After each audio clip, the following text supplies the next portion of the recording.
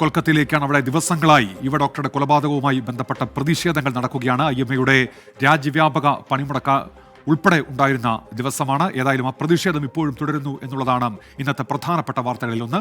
IMAയുടെ നേതൃത്വത്തിൽ നടക്കുന്ന സമരത്തെ തുടർന്ന് രാജ്യത്ത് പലയിടത്തും ആശുപത്രികളുടെ പ്രവർത്തനം സ്തംഭിച്ചു.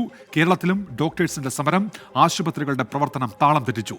ഡോക്ടേഴ്സിന്റെ സുരക്ഷ ഉൾപ്പെടെയുള്ള കാര്യങ്ങൾ പഠിക്കാൻ വിദഗ്ധ സമിതിയെ നിയോഗിക്കുമെന്ന് കേന്ദ്ര ആരോഗ്യ മന്ത്രാലയം വ്യക്തമാക്കി. സമൂഹം ഒപ്പമുണ്ടെന്നും പരിഹാരമുണ്ടാകുമെന്നാണ് പ്രതീക്ഷയെന്നും IMA president doctor RV Ashokan 24നോട് പറഞ്ഞു. കൊൽക്കത്തയിൽ കൊല്ലപ്പെട്ട വനിതാ ഡോക്ടർക്ക് നീതി ഉറപ്പാക്കുക, ഡോക്ടർമാർക്ക് സുരക്ഷയൊരുക്കുന്ന കർശന വ്യവസ്ഥകളോടുകൂടിയ കേന്ദ്ര നിയമം കൊണ്ടുവരണം തുടങ്ങിയ വിവിധ ആവശ്യങ്ങൾ ഉന്നയിച്ചായിരുന്നു ഡോക്ടർമാരുടെ പ്രതിഷേധം.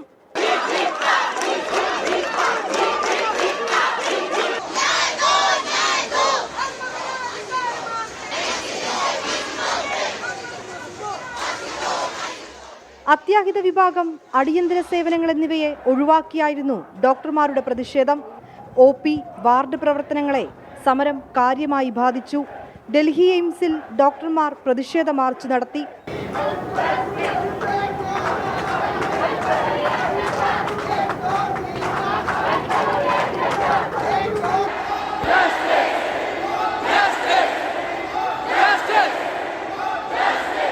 People who matters in the legislations to make us, protect us as a society, as an individual, as a society, as a medical fraternity, the work done by them is not enough. The human respect from the human people, those who are sitting in the parliament, they must act, and they acted immediately. This is what we want, because this unfortunate incident is one, it may happen in future also. Act ഉൾപ്പെടെയല്ല, act ആണ് നമ്മുടെ main ആവശ്യം. കാരണം എന്താ വെച്ചാൽ ഇപ്പോൾ ഈ ഒരു ആക്ട് ഉണ്ടായിരുന്നെങ്കിൽ, ഇപ്പോൾ CP ആക്ട് ഉണ്ടായിരുന്നു, നിങ്ങൾക്കറിയാം എല്ലാ പ്രാവശ്യം ലെജിസ്ലേഷൻസ് ഉണ്ടാകുന്ന അത് കഴിയുമ്പോൾ ആ ഒരു പ്രൊട്ടക്ഷൻ ഞങ്ങൾക്ക് ഇപ്പോൾ ഇല്ല.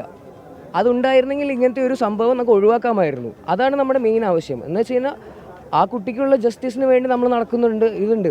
പക്ഷേ ഇനി ഇങ്ങനെ ഒരാൾ ഭാവിയിൽ ഉണ്ടാവരുത്. ഈ ഒരു സംഭവം ഉണ്ടാവില്ല, ഈ പ്രൊട്ടസ്റ്റ് ഉണ്ടാവില്ലായിരുന്നു നമ്മുടെ കയ്യിൽ സെൻട്രൽ പ്രൊട്ടക്ഷൻ ആക്ട് ഉണ്ടായിരുന്നെങ്കിൽ.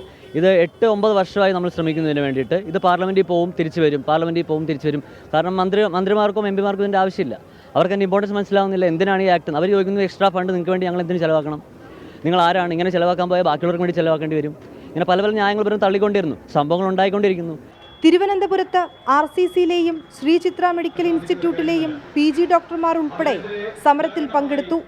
അത്യാഹിത വിഭാഗം ഒഴികെ ഡോക്ടർമാർ ബഹിഷ്കരിച്ചതോടെ പ്രധാന ആശുപത്രികളിൽ ചികിത്സ തേടിയെത്തിയവർ നിരാശരായി.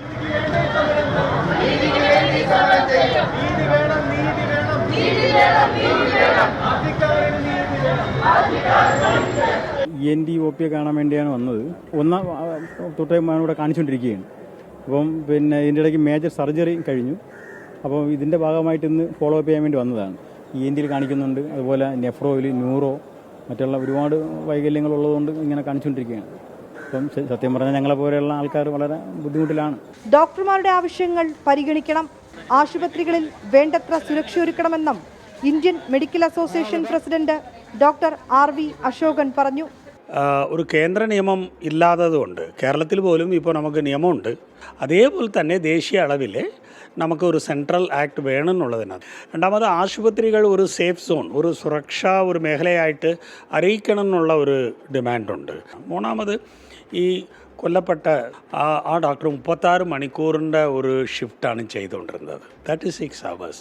ഇത് ഇൻഹ്യൂമനാണ്.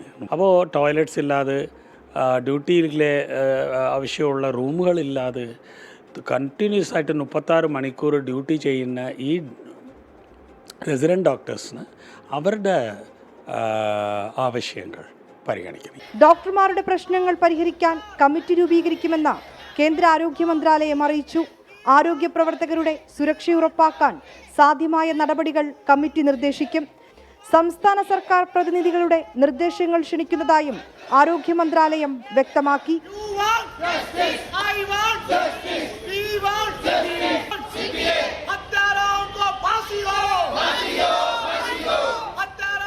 ഇന്ത്യൻ മെഡിക്കൽ അസോസിയേഷന്റെയും KGMOയുടെയും നേതൃത്വത്തിലായിരുന്നു ഇന്ന് ഡോക്ടർമാരുടെ പ്രതിഷേധം.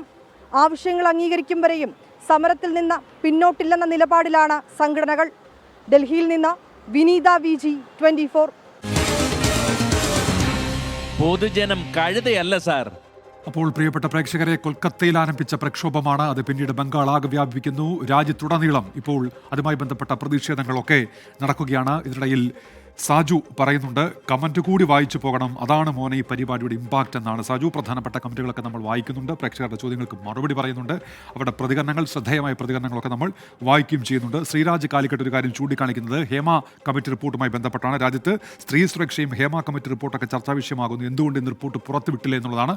സർക്കാർ ഇന്ന് പുറത്തുവിടുമെന്ന് പറഞ്ഞെങ്കിലും പിന്നീട് അത് ഉണ്ടായില്ല. അതുമായി ബന്ധപ്പെട്ടാണ് ശ്രീരാജിന്റെ വിമർശനമെന്നാണ് നമ്മളിപ്പോൾ മനസ്സിലാക്കുന്നത്.